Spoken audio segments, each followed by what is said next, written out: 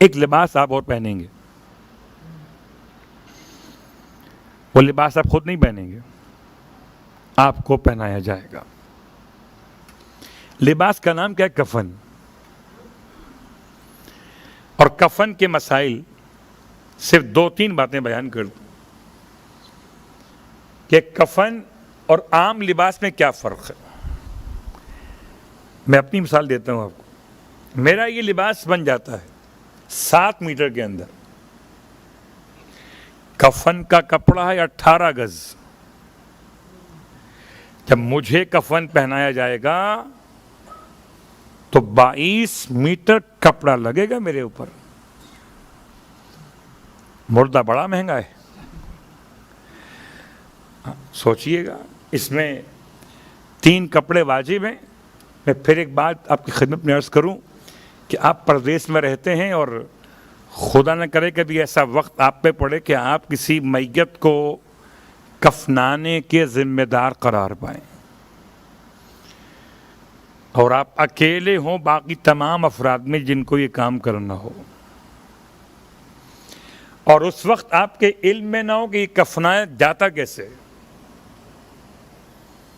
یہ پاکستان کی بات نہیں کر رہا میں، کسی بھی ملک میں ہو سکتا، تو کم از کم معلوم تو مجھے بتائیں ایمانداری سے۔